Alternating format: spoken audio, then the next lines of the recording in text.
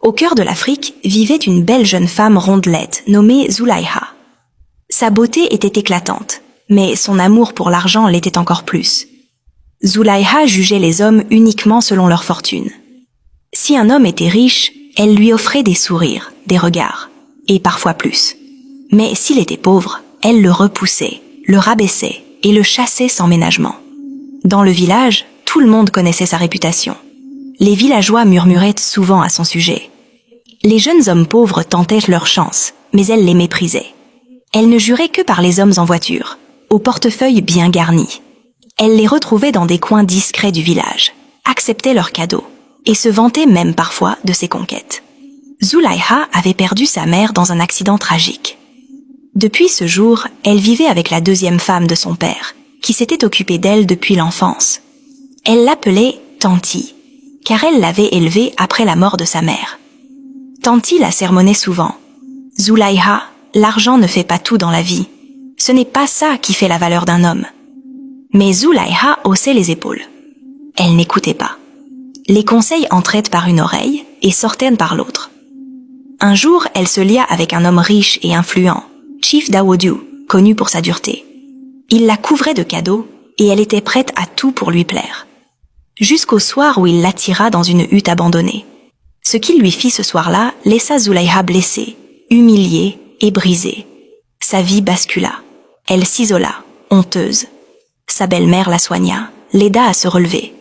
Elle croyait que cette épreuve lui servirait de leçon. Mais non.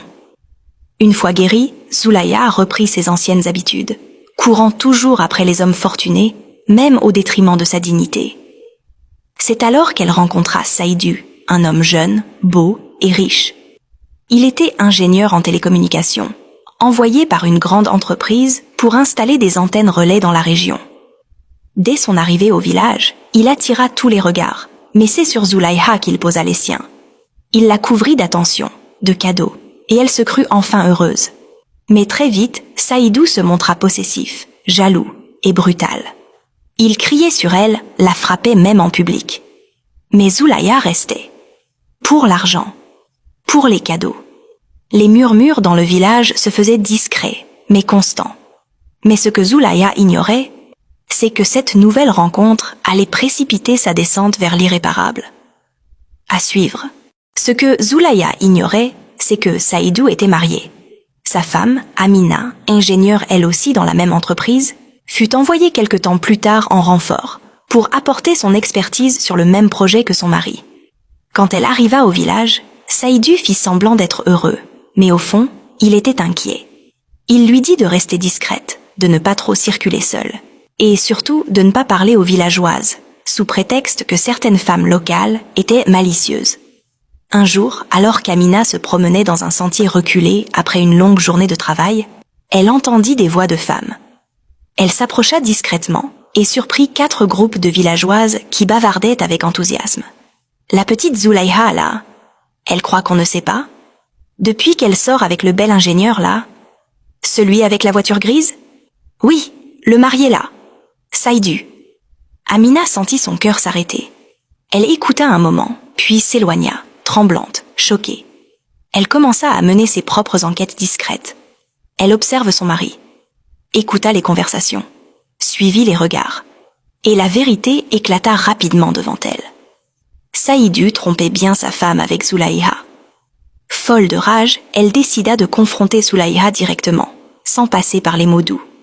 Elle alla à sa maison, la trouva dehors, en train de rire au téléphone. « Zulaïha !» cria-t-elle. La jeune femme se retourna, surprise. « Tu couches avec mon mari et tu oses sourire comme une reine ?»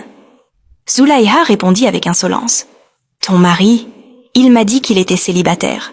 C'est pas mon problème si t'es pas assez femme pour le satisfaire. » À ces mots, Amina vit noir.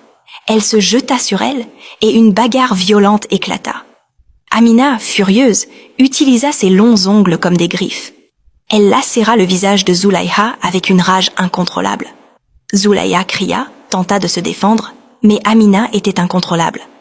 Les voisins accoururent et séparèrent les 2 femmes. Amina s'éloigna, essoufflée, le regard noir.